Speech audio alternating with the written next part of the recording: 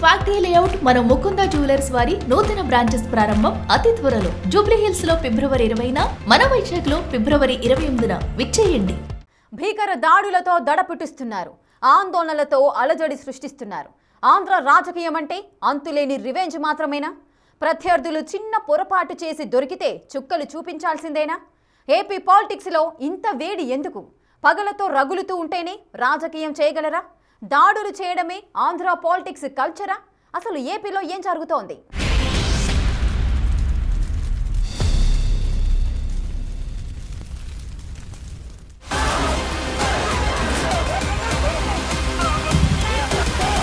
AP మరో యూపీలా తయారైందా?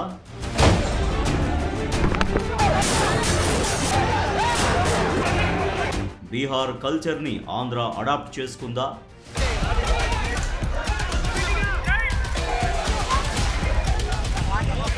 జరుగుతున్న దాడులు, సృష్టిస్తున్న అల్లర్లు, రాష్ట్రంలో నెలకొన్న రాజకీయ పరిస్థితులను చూస్తుంటే ఏపీ ఏంటి ఇలా అయిపోయిందనే చర్చ మొదలైంది.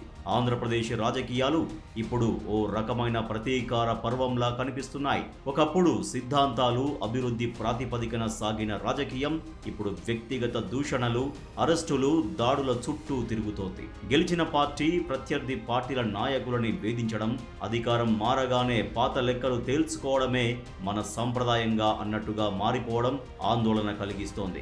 ఇందుకు లేటెస్ట్, హీటెస్ట్ ఎగ్జాంపుల్స్ రెండు ఉన్నాయి. మాజీ మంత్రి అంబటి రాంబాబు ముఖ్యమంత్రి చంద్రబాబుపై నోరు జారి బూతుమాట మాట్లాడారని టీడీపీ శ్రేణులు రగిలిపోయాయి. మా నాయకుడిని అంత మాట అంటావా అంటూ ఆగ్రహావేశాలతో కదం తొక్కారు. ఇది అంబటి రాంబాబు నివాసంపై దాడి చేసే దాకా వెళ్ళింది.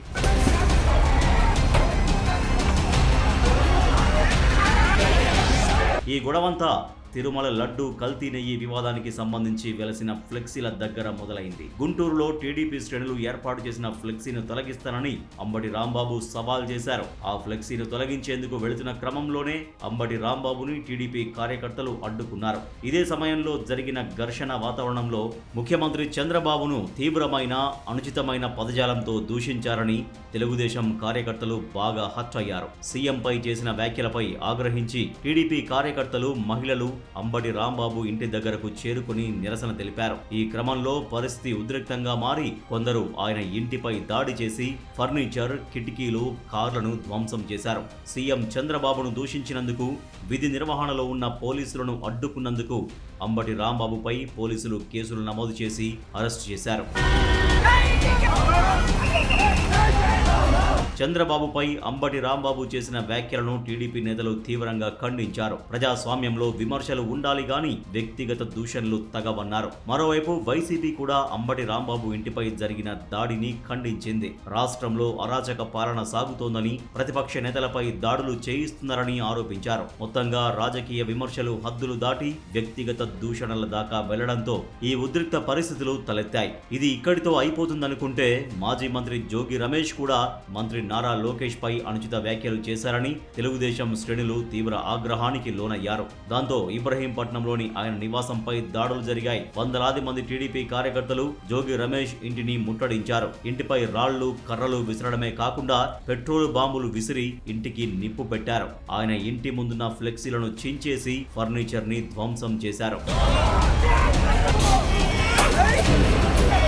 ఏపీ రాజకీయాల్లో అంబటి రాంబాబు, జోగి రమేష్ నివాసాలపై జరిగిన దాడులు తీవ్ర చర్చనీయాంశమయ్యాయి. ఈ దాడుల వెనుక ప్రధానంగా రాజకీయ కక్ష సాధింపులు, గత సంఘటనల తాలూకు ప్రతిచర్యలు కనిపిస్తున్నాయి. వైసీపీ హయాంలో అప్పటి ప్రతిపక్ష నేత చంద్రబాబు నివాసం పైన, తెలుగుదేశం ఆఫీసు పైన జరిగిన దాడులకు ప్రతిచర్యగానే ప్రస్తుత దాడులు జరుగుతున్నాయనే వాదనలు బలంగా వినిపిస్తున్నాయి. అంబటి రాంబాబు, జోగి రమేష్ లాంటి నాయకులు గతంలో చేసిన విమర్శలు తెలుగుదేశం పార్టీ శ్రేణుల్లో తీవ్ర ఆగ్రహాన్ని కలిగించాయి. నిరసనలు తెలపడం దాకా ఓకే, అవి దారి తప్పి హింసాత్మకంగా మారినప్పుడే ప్రజాస్వామ్యం ప్రమాదంలో పడిపోతుంది. ఓ నాయకుడిపై అనుచిత వ్యాఖ్యలు చేస్తే చట్టపరమైన చర్యలు తీసుకోవాలే గాని ఇలా నేరుగా ఇండ్లపైకి వెళ్లి దాడులు చేయడం సరైంది కాదు అనే అభిప్రాయాలు వినిపిస్తున్నాయి. వ్యవస్థల కంటే వ్యక్తుల ఆవేశమే పైచేయి సాధిస్తుందనే సందేశం జనాల్లోకి వెళుతుంది. అధికారం మారిన ప్రతిసారి ఇలాంటి దాడులు జరిగితే అది ఆంధ్రప్రదేశ్ అభివృద్ధిని పక్కన నెట్టి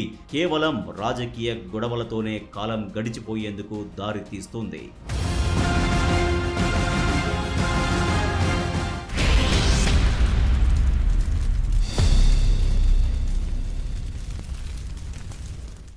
ఆంధ్రప్రదేశ్లో గడిచిన కొన్నేళ్లలో లేని విధంగా ఇప్పుడు కక్షపూరిత రాజకీయ సంస్కృతి మొదలైందనే చర్చ రీసౌండ్లో వినిపిస్తోంది. మీరు అధికారంలో ఉన్నప్పుడు మమ్మల్ని వేధించారు, ఇప్పుడు మా వంతు అనే భావన కార్యకర్తల్లోనూ నాయకుల్లోనూ బలంగా నాటుకుపోయింది. దీనికి తోడు కొందరు నేతలు వాడే భాష, అనుచిత వ్యాఖ్యలు కూడా కార్యకర్తలను రెచ్చగొడుతోంది. ఇలాంటి పొలిటికల్ కల్చర్ని ఎలా అర్థం చేసుకోవాలి? దీనికి అడ్డుకట్ట వేయాలంటే ఏం చేయాలి?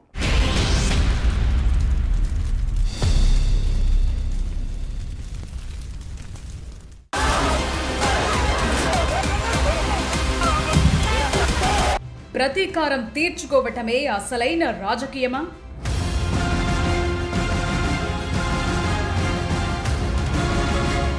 కేసులు పెట్టడం, జైల్లో వేయటమే అధికారానికి అర్థమా? ఆంధ్రప్రదేశ్ రాజకీయాల్లో ఇప్పుడు కనిపిస్తున్న దృశ్యాలు ఇలాంటి ఎన్నో ప్రశ్నలు తలెత్తేలా చేస్తున్నాయి. యూపీ, బీహార్ లాంటి రాష్ట్రాలకు పరిమితమైన ఈ రివెంజ్ కల్చర్ ఏపీకి కూడా పాకిందా అనే చర్చ గట్టిగా వినిపిస్తోంది. ఆంధ్ర పాలిటిక్స్ లో ప్రస్తుతం కనిపిస్తున్న ధోరణి ఒకటి. నువ్వొకటంటే నేను పదంట, మేము అధికారంలోకి వచ్చాక చూసుకుంటాం, ఇంకెంతో టైం పట్టదు, చూస్తుండగానే కాలం గడిచిపోతుంది, మళ్ళీ అధికారంలోకి వచ్చేది మేమే, అప్పుడు అందరి లెక్కలు తేలుస్తాం లాంటి డైలాగులు కూడా భవిష్యత్తు ఎలా ఉంటుందో ముందే చెప్పేస్తున్నాయి. దీనికోసమేనా అధికారం? పగలు ప్రతీకారాల కోసమేనా ప్రభుత్వాలు? గతంలో జరిగిన కొన్ని పరిణామాలు, ప్రస్తుత ప్రభుత్వ హయాంలో జరుగుతున్న చర్యలు చూస్తుంటే రాష్ట్రంలో ప్రజాస్వామ్యం కంటే ఫ్యాక్షన్ మనస్తత్వమే ఎక్కువగా కనిపిస్తోందని జనాల్లో చర్చ జరుగుతోంది. ప్రత్యర్థి పార్టీ నాయకులపై పాత కేసులను తిరగదోడటం, సోషల్ మీడియా పోస్టుల సాకుతూ అరెస్టులు చేయటం పరిపాటిగా మారింది. నాయకుల మధ్య ఉన్న వైరం కింది స్థాయి కార్యకర్తల్లోకి విషంలా పాకుతోంది. దీనివల్ల గ్రామాల్లో వర్గపోరు పెరిగి సామాన్యుల ప్రశాంతత దెబ్బతింటోంది.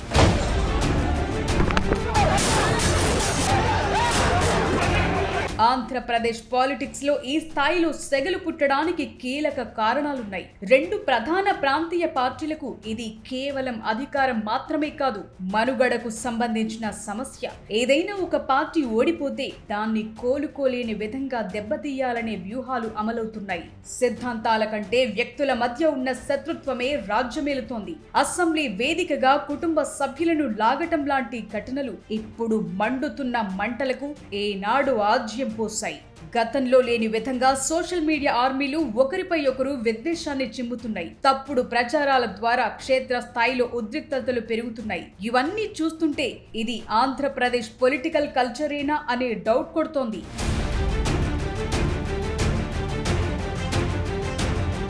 ఒకప్పుడు ఆంధ్రప్రదేశ్ అంటే మేధావులకు, గొప్ప వాగ్దాటి గల రాజకీయ నాయకులకు కేరఫ్ గా ఉండేది. ఇప్పుడు ఆ సంస్కృతి మారుతూ వచ్చింది. రాజకీయం అంటే ప్రజాసేవ అనే భావన పోయి ప్రత్యర్థిని రాజకీయంగా, ఆర్థికంగా, మానసికంగా దెబ్బతీయటమే లక్ష్యంగా మారుతోంది. దాడులు చేయటం, ఆఫీసులు ధ్వంసం చేయటం, నివాసాలపై దాడులకు తెగబడటం లాంటి వాటి వల్ల రాజకీయం అంటే ఇంతే. అల్లర్లు, ఘర్షణలు పాలిటిక్స్ లో పార్చని భవిష్యత్ తరాలపై ఓ ముద్ర పడిపోతుంది.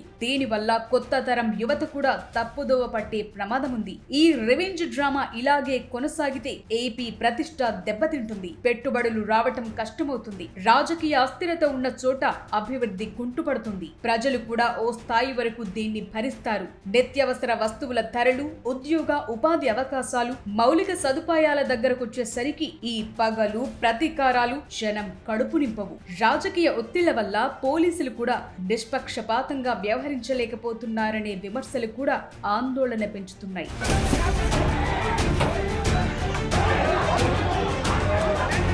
ప్రజాస్వామ్యంలో నిరసన తెలిపే హక్కు అందరికీ ఉంటుంది. కానీ అది హింసాత్మకంగా మారినప్పుడే వ్యవస్థ బలహీనపడుతుంది. తప్పు చేసిన వారు ఎంతటి వారైనా సరే భౌతిక దాడులు కాకుండా చట్టపరమైన చర్యల ద్వారానే శిక్ష పడేలా చూడాలి. పార్టీల అధినేతలు తమ కార్యకర్తలను నియంత్రించాలి. హింసను ప్రోత్సహించే వారిని దూరం పెట్టాలి. అసెంబ్లీలో గాని బయట గాని విమర్శలు విధానపరంగా ఉండాలి తప్ప వ్యక్తిగత దూషణల దాకా వెళ్లొద్దు. ప్రజలు కూడా అభివృద్ధి గురించి మాట్లాడాలి. మాట్లాడే వారిని ఆదరించి హింసను ప్రేరేపించే వారిని తిరస్కరించినప్పుడే ఈ సంస్కృతి మారుతుంది. ఏపీ రాజకీయాల్లో మార్పు రావాలంటే కేవలం నాయకుల వల్ల మాత్రమే సాధ్యం కాదు. ఓటరుగా ప్రజలు కూడా నైతికత లేని రాజకీయాలను తిరస్కరించాలి. అధికారం అంటే అణచివేయటం కాదు, అభివృద్ధి చేయటం అనే ఆలోచన నాయకుల్లో కలగాలి. లేకపోతే ఈ పగలు, ప్రతీకారాలు తరువాతి తరాలకు కూడా శాపంగా మారతాయి.